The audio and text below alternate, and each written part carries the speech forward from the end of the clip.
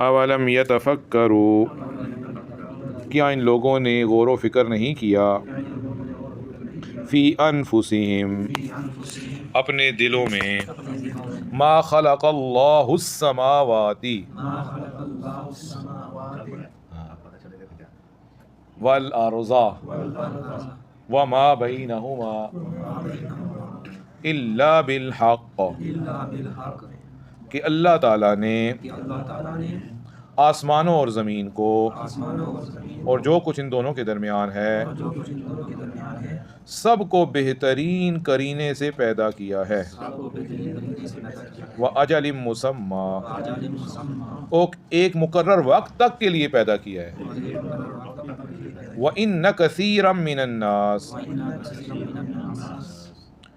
اور بے شک اکثر لوگ، بِلِقَاءِ رَبِّهِمْ لَكَافِرُونَ، اپنے رب سے ملاقات کے بڑے ہی منکر ہیں۔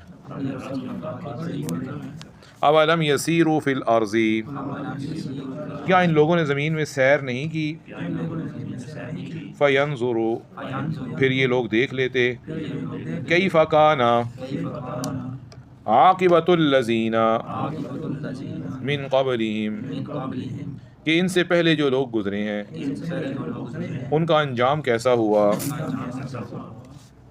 کانوا اشد منہم قوۃ، وہ لوگ ان سے قوت میں بہت زیادہ سخت تھے، وَأَثَارُوا الْأَرْضَ، اور انہوں نے زمین میں کھیتی باڑی کی، وَعَمَرُوهَا، اور اس زمین کو آباد کیا تھا، اکثر مما عمروها،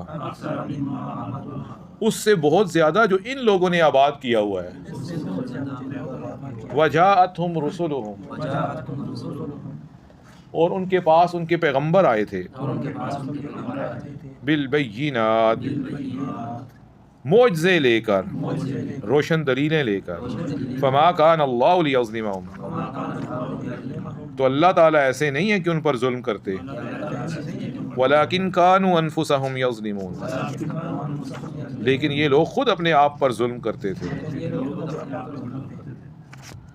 ثم کان عاقبۃ الذین اساءوا السوء،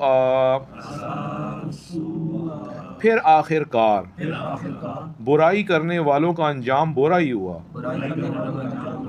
ان کذبوا بآیات اللہ،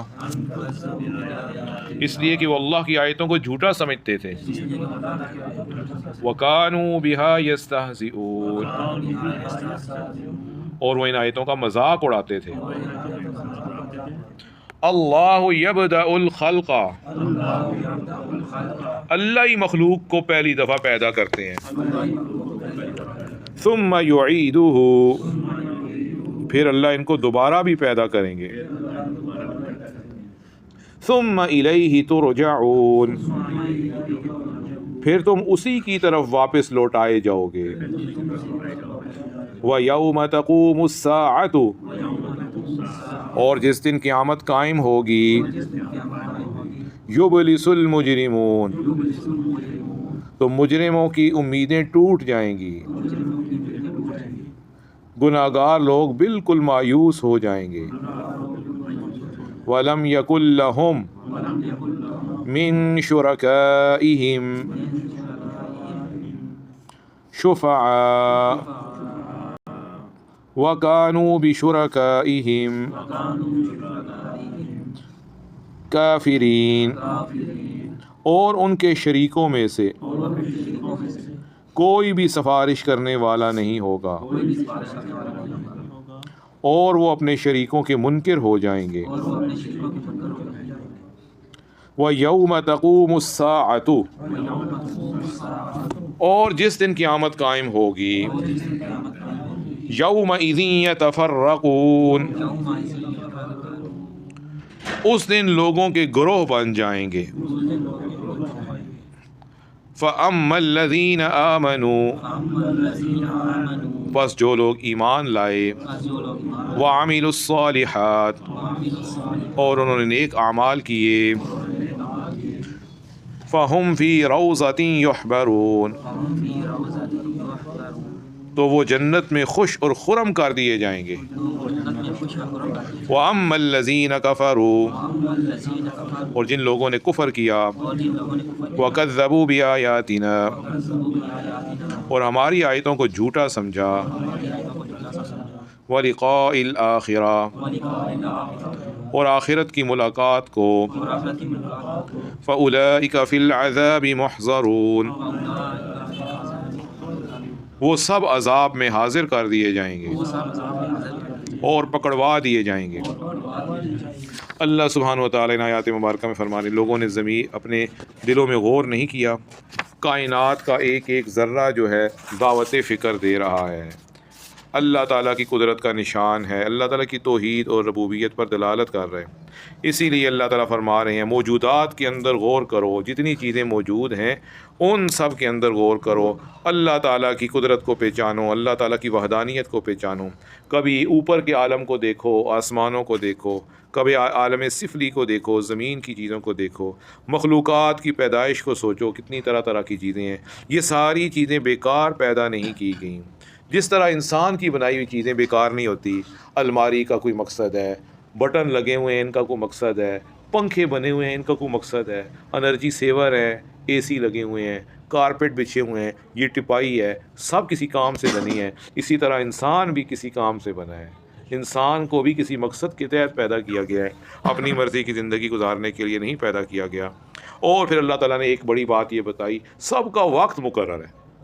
جب آدمی کو پتہ چل جائے کہ میرا ٹائم مخصوص ہے، میں نے اس کے بعد دنیا سے چلے جانا ہے، تو ساری خوشیاں پھیکی ہو جاتی ہیں. جیسے بندے کو ایک بہت اچھے ہوٹل میں اگر ٹھہرایا جائے، بڑا VIP ہوٹل ہو، اندر خوبصورت کمرے ہوں، خوبصورت باغ ہو، اس کے اندر ہر یعنی کہ پرتعیش چیز ہو، لیکن اسے یہ کہا جائے ابھی آپ کو ہم انٹری دے رہے ہیں، کل 12 بجے آپ چلے جائیں گے، تو بندے کو ساری چیزیں دیکھ کر بھی بندہ کہتا ہے یار چھوڑو، ایک دن کی بات ہے، کیا فائدہ، کل چلے جانا ہے. بندہ اچھے بیڈ روم سے دل نہیں لگاتا، اچھی سینریاں، اے سی، باغیچہ، ہوٹل کی سہولیات، اور بندہ کہتا ہے یار کل تک کا ٹائم ہی گزارنا ہے، اس کے بعد کون سا کو ہمارا اپنا ہے. اپنا ہوتا تو بندہ دل سے صحیح رہتا ہے، دل کہتا ہے یار یہ میری اب اپنی چیز ہے، میں اس کی صحیح قدر کروں اور یہاں دل لگاؤں. بندے کا اچھی سے اچھی چیزیں دیکھ کر بھی دل پھیکا ہی رہتا ہے، یار کل 12 بجے آؤٹ ہے.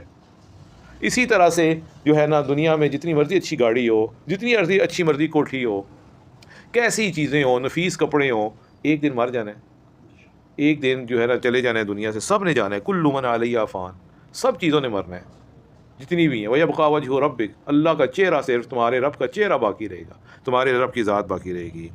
قیامت، ہر بندے کا وقت مقرر ہے، اس کو ہر بندہ جانتا ہے. کافر بھی کہتے ہیں ہماری بھی زندگی لمیٹڈ ہے، جو اللہ کو نہیں مانتے وہ موت کو پھر بھی مانتے ہیں. لیکن بہت سے لوگ اس دنیا کی موت کو اللہ تعالیٰ فرما رہے ہیں نہیں مانتے. اس دنیا کی موت کیا ہے؟ قیامت. اور ہر آدمی کی موت کیا ہے؟ اس کی اپنی موت، وہ اس کی موت ہے، اور پوری دنیا کی موت قیامت ہے. اللہ تعالیٰ فرماتے ہیں اکثر لوگ جو ہے قیامت کو نہیں مانتے. اور قیامت کا مطلب کیا ہے؟ رب سے ملاقات کا دن.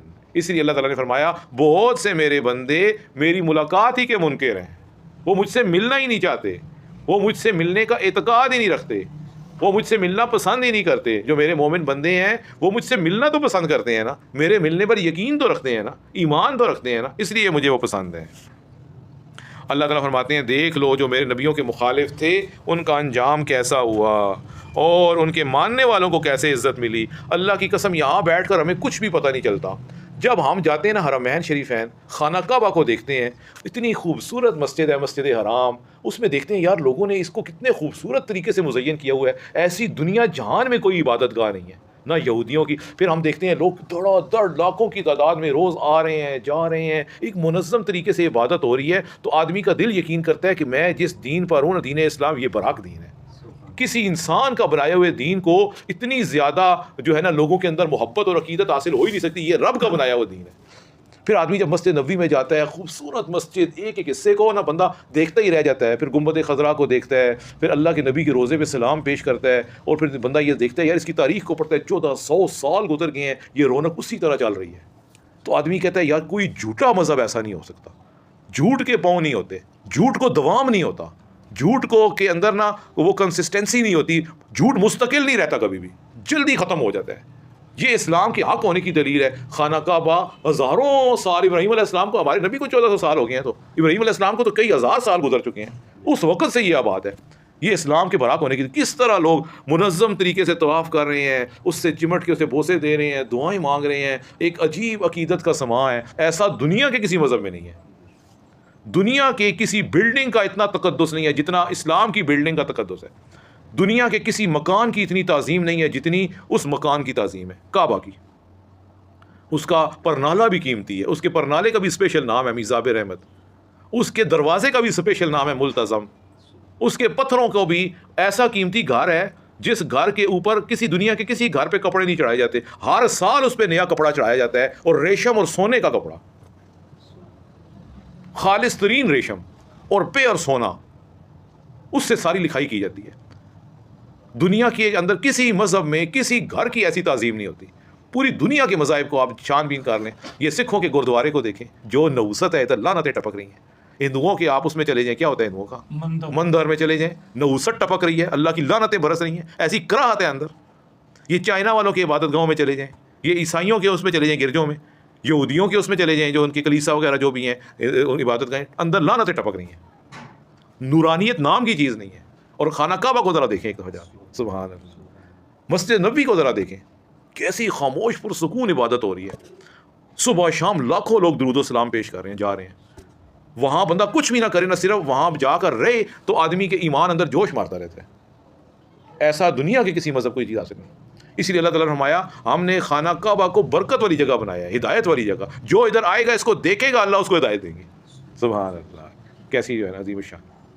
پھر وہاں جو زمزم ہے، کیسی ایسا پانی، کافر آ کر دیکھے ذرا اس گھر کو کہ وہ پانی کہاں سے نکل رہا ہے. کتنا چھوٹا سا کنواں ہے اور پورے عرب کو، پوری دنیا کو سیراب کر رہا ہے. اور اس کے علاوہ پانی کا چشمہ مکہ میں ہے ہی کوئی نہیں. زیر زمین پانی ہے ہی کوئی نہیں.